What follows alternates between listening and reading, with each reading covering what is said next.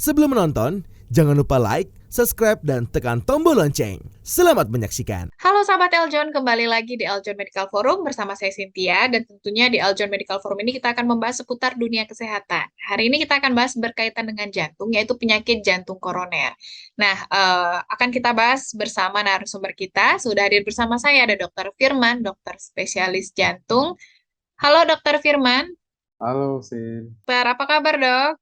Alhamdulillah sehat walafiat hari ini. Alhamdulillah.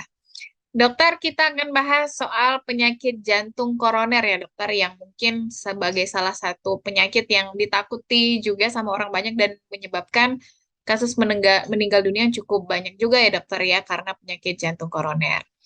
Nah, mungkin saya langsung ke pertanyaannya dokter, apa sebetulnya dokter penyakit jantung koroner itu, penyebabnya apa? Iya, Sin. Terima kasih ya atas kesempatan yang diberikan kepada saya hari ini.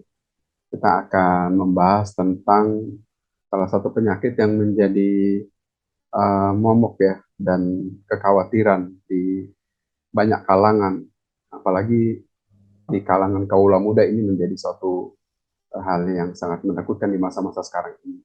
Ya, kalau kita bicara penyakit jantung koroner itu sih, penyakit jantung koroner itu kita kenalin dulu jantung kita ya. Kalau saya sering sampaikan ke halayak umum, jadi harus kenalin dulu jantung kita. Jadi jantung kita itu dalam hari dia bekerja, kerjanya ya hanya memompa darah. Darah itu isinya semua hal-hal yang dibutuhkan oleh tubuh di dalam darah itu masuk ke jantung, dipompa ke seluruh tubuh kita selesai menggunakan, dikembalikan ke jantung, dilakukan lagi proses pembersihan ya dengan segala macam proses kimiawi di dalamnya, bersih lagi, dipompa lagi keluar. Nah, dalam hubungannya dengan itu, jantung dalam bekerja itu butuh juga makanan, butuh juga oksigen. Nah, salah satu yang menyuplai kebutuhan jantung itu adalah koroner. Nah, koroner itu adalah pembuluh darah atau arteri koroner. Nah, kalau dibilang penyakit jantung koroner, berarti yang terganggu itu adalah pembuluh darahnya. Pembuluh darah jantung namanya pembuluh darah koroner. Ibaratnya seperti selang ya, sini. Ibaratnya seperti selang. Nah, di dalam selang itu tempat mengalirnya darah dan berbagai macam substansi yang dibutuhkan. Kalau selangnya terganggu, arteri koronernya terganggu, dindingnya mengalami perubahan. Kalau di dalam dinding itu lama-lama terjadi perubahan, secara otomatis uh, lumen atau celah pembuluh darah itu makin lama makin menyempit. Oleh karena uh, banyak hal nanti kita bahas di sesi berikut, sehingga menyebabkan aliran darah koroner itu menjadi berkurang. Yang pertama, atau yang kedua tidak mengalir sama sekali. Bisa dibayangkan ya kalau uh, darah ke jantung itu tidak mengalir sama sekali. Bisa dibayangkan bagaimana jantung yang sedang bekerja terus-menerus itu tiba-tiba terstop supply-nya. Penyebabnya uh, banyak ya sih penyebabnya. Penyebabnya banyak. Yang paling pertama itu adalah faktor usia. Jadi seiring pertambahan usia kita, pada dasarnya kondisi tubuh kita juga ini sebenarnya semakin menurun. Akan tetapi tiap kondisi tubuh kita berbeda-beda, maka gejala ataupun keluhan orang itu berbeda-beda. Kemudian yang terbanyak lagi penyebabnya adalah faktor gaya hidup ya. Gaya hidup zaman sekarang kan yang zaman serba instan ya, zaman serba gadget, semuanya sudah bisa kita beli, sudah bisa kita peroleh hanya dengan gadget, hanya dengan tangan. Tidak seperti zaman dulu, kita butuh effort untuk memperoleh sesuatu, harus beli ke sana, beli ke sini. Sekarang sudah canggih. Nah, faktor gaya hidup ini antara lain yang pertama adalah mager, sini, malas gerak.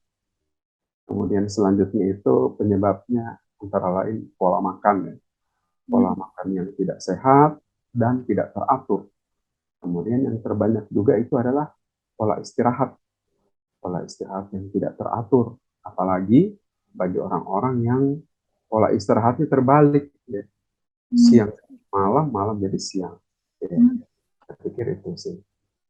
Oke, jadi pola hidup juga ya dokter ya, penyebabnya itu makan, kemudian aktivitas gerak juga, kemudian tidur. Nah, kalau gejalanya nih dokter seperti apakah memang apa istilahnya mendadak seperti ada serangan atau apakah ada gejala yang dirasakan dulu sebelumnya seperti apa dok? Ya, jadi gejalanya itu yang dominan kalau seseorang mengalami gangguan di pembuluh darah jantung atau pembuluh darah koroner adalah nyeri sih. Nyeri dada. Kita kenali dulu nih, nyeri dadanya seperti apa. Jadi nyeri dada khas yang dipengaruhi oleh gangguan pembuluh darah jantung itu atau pembuluh darah koroner itu, yang pertama itu sifatnya sentral ya. Sentral, artinya dia di tengah-tengah sih. Di tengah dada ya, di tengah dada, letaknya sentral ya. Kemudian yang kedua itu eh, sifat nyerinya itu eh, sangat nyeri ya, sangat nyeri. Jadi biasanya orang kalau ada nyeri biasanya respon dia teriak ya, atau minta tolong atau minta bantuan. Tapi kalau nyeri dada jantung itu biasanya eh, pasien-pasien yang banyak saya lihat itu dia tidak bisa berbicara ya, karena dia menahan nyeri yang sangat sangat hebat, utamanya di daerah dada, bagian sentral di tengah. Nah, kemudian keluhan yang selanjutnya itu yang ketiga biasanya eh, durasinya lama, ya, durasinya lama. Itu bisa di atas 10 sampai 20 menit itu terasa nyerinya, dan nyerinya itu biasanya dipicu oleh aktivitas, dipicu dan dipengaruhi oleh aktivitas. Nah, eh, gejala tersebut, nyeri dada itu kenapa bisa terjadi? Karena yang pertama tadi yang saya jelaskan di awal, adanya gangguan aliran atau adanya penyumbatan di pembuluh darah yang terjadi secara sebagian atau parsial. Jadi selangnya itu nggak tertutup total, darahnya masih bisa lewat. Hanya saja lokasi tempat lewatnya itu atau lumen, ya, kalau bahasa medisnya lumen pembuluh darahnya itu jadi menyempit, sehingga kemampuan darah untuk lewat jadi berkurang. Atau yang kedua, itu darah tidak mengalir sama sekali, ya, tersumbat total namanya. Sehingga itulah yang memicu terjadinya serangan jantung secara tiba-tiba. Ya. Oke, kemudian dokter faktor resikonya dokter apa saja nih dokter? Berbicara faktor risiko PJK ya, atau penyakit jantung koroner itu harus kita kelompokkan dulu jadi dua. Ya, jadi faktor risiko yang bisa kita ubah dan yang kedua faktor risiko yang tidak bisa kita ubah. Jadi faktor risiko yang bisa kita ubah apa sih? Nah, seperti saya jelaskan di awal-awal tadi tuh. Yang pertama, pola hidup itu adalah hal-hal yang bisa kita perbaiki. Kalau kita pola makannya tidak benar, porsi makannya tidak benar, waktu makannya tidak benar, itu bisa kita ubah. Ya, yang pertama. Yang kedua adalah seseorang dengan pola istirahat yang tidak teratur. Nah, itu bisa kita ubah. Kita atur pola istirahat sehingga bisa jadi lebih bagus. Yang ketiga faktor risiko yang bisa kita ubah adalah kalau kita gulanya tinggi ya atau diabetes, maka gulanya itu harus diobatin segera. Karena lambat laun ya, suka tidak suka orang penyakit gula itu ujung-ujungnya komplikasinya ke jantung, ke penyakit jantung koroner ini. Ya, yang keempat, kalau kita kolesterolnya tinggi, ya, utamanya kolesterol LDL jahat untuk jantung tinggi di atas 100, maka kolesterolnya itu harus diturunkan supaya risiko penyakit jantung koronernya juga bisa kita cegah.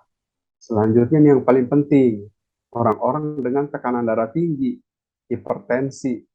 Ya, kadang-kadang kita sering dapat nih orang hipertensi, tensinya 160, 180 atau bahkan sampai 200 ya sih. Itu masih bisa jalan-jalan dan ngomongnya itu ya, saya nggak ada gejala dok, misalnya saya nggak berobat. Ya justru itu, kalau belum ada gejala, nah kita harus lebih berhati-hati lagi dengan tubuh kita ini. Hipertensi atau tekanan darah tinggi itu harus diobati, karena lama-kelamaan akan berpengaruh ke pembuluh darah jantung, utamanya pembuluh darah koroner. Nah, kalau yang tidak bisa kita ubah itu apa saja? Yang pertama usia. Ya, usia apa boleh buat usia kita makin lama makin bertambah. Yang kedua adalah jenis kelamin. Ya, jenis kelamin laki-laki perempuan. Ya, laki-laki memang punya faktor resiko ya 2 kali lipat terkena penyakit jantung koroner dibanding perempuan. Ya. Yang ketiga adalah faktor genetik ya. Genetik. Jadi ada uh, uh, seseorang yang mendapat risiko penyakit jantung karena orang tua, ayah dan ibu itu juga menderita penyakit jantung koroner, tapi ada kriterianya. Nah, kemudian yang selanjutnya adalah ras ya. Oke, saya kira itu sih. Oke, jadi ada beberapa faktor resiko juga ya dokter. Kemudian dokter kalau kita bicara soal jantung nih dokter, karena kan ada serangan jantung yang terjadi secara tiba-tiba ya dokter, bahkan eh ada yang langsung meninggal dunia gitu dokter. Kenapa dokter serangan itu bisa terjadi tiba-tiba dan mendadak? Iya sih, jadi serangan jantung yang tiba-tiba itu biasanya dipicu oleh ada hal yang memicu. Ya. Yang pertama, itu yang terbanyak biasanya uh, biasanya emosi ya, faktor emosional. Faktor emosi yang tidak terkontrol, terlalu berlebihan. Yang kedua adalah pengaruh aktivitas, ya. Aktivitas yang terlalu berlebihan, uh, tidak terkontrol, termasuk juga aktivitas olahraga, itu juga aktivitas ini. Atau istirahatnya tidak optimal, tidak cukup, itu bisa memicu serangan jantung tiba-tiba. Jadi kenapa bisa terjadi serangan jantung tiba-tiba sih? Karena uh, pembuluh darah arteri ya, atau arteri koroner itu di seluruh tubuh kita ya, tidak hanya arteri jantung.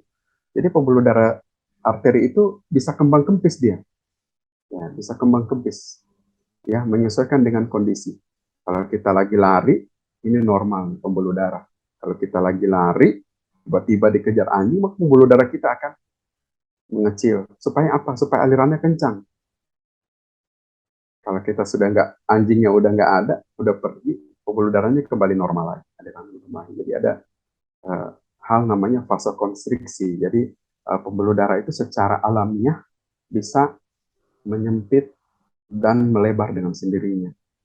Kalau sudah terjadi gangguan pembuluh darah koroner ya, atau PJK yang seperti saya ceritakan tadi itu, maka secara otomatis pembuluh darah yang sudah ada sumbatan di dalam, ya anggaplah dia sumbatan sebagian atau sumbatan parsial, pada saat mengalami aktivitas atau faktor emosi yang tiba-tiba, maka pembuluh darah itu akan mengempis seperti ini. Kalau sudah ada cikal bakal di dalamnya, maka darah tidak akan mengalir. Dan pada saat darah tidak mengalir di pembuluh darah jantung kita, disitulah terjadi serangan jantung. Ya, dan serangan jantung ya bermacam-macam. Ya, jangan sampai terjadi hal yang berat, yaitu terjadi henti jantung. Nah, itu beda lagi. Ya. Yes. Oke, selain mendadak nih dokter, banyak juga yang sering terjadi di pagi hari, subuh gitu ya dokter ya. Itu ada pengaruh tertentu nggak dokter kenapa bisa seperti itu dok? Iya sih. Jadi memang ada dua hal yang pengaruh ya. Yang pertama memang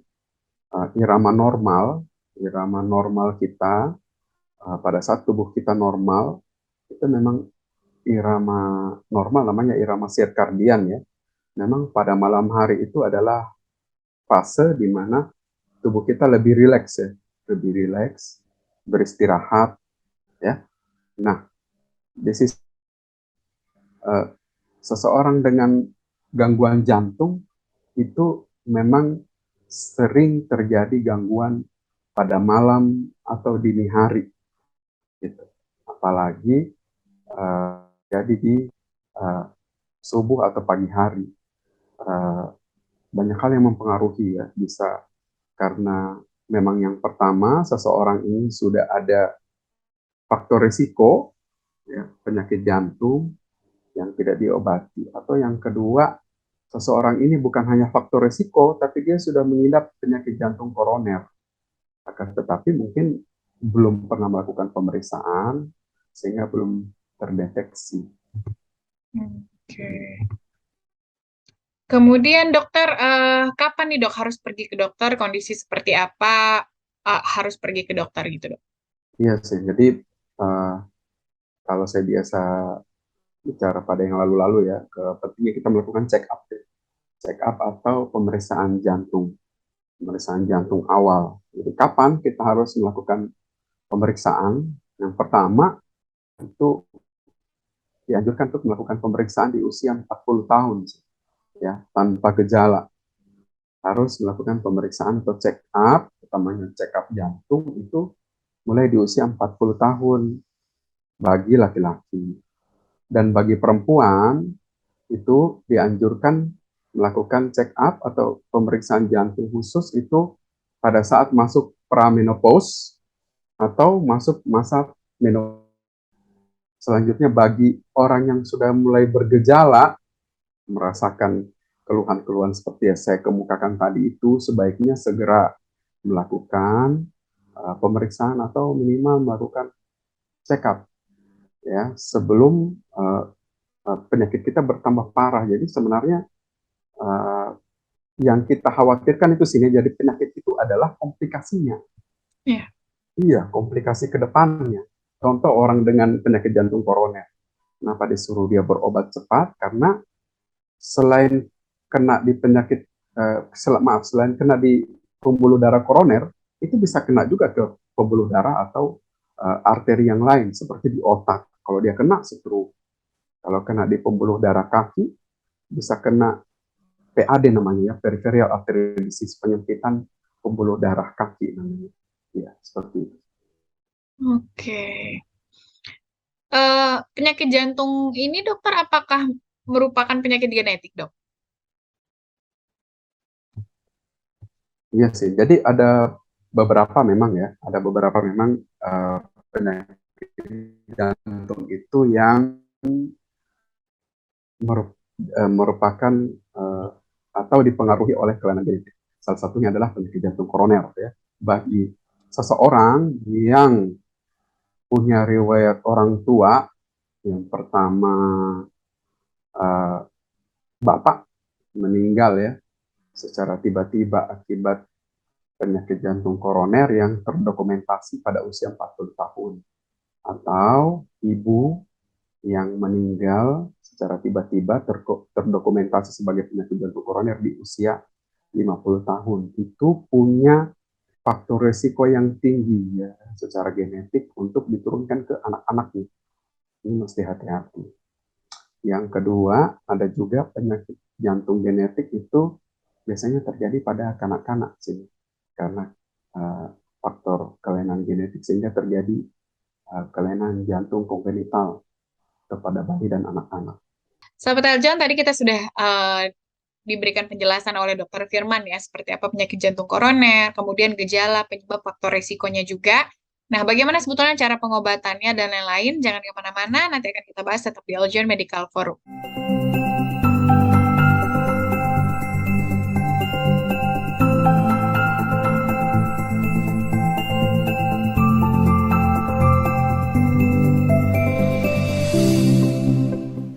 Halo, saya Latanya Alisa, Putri Pariwisata Indonesia DKI Jakarta 1. Sudah nonton videonya kan? Jangan lupa like, subscribe, dan juga share ya. Terima kasih.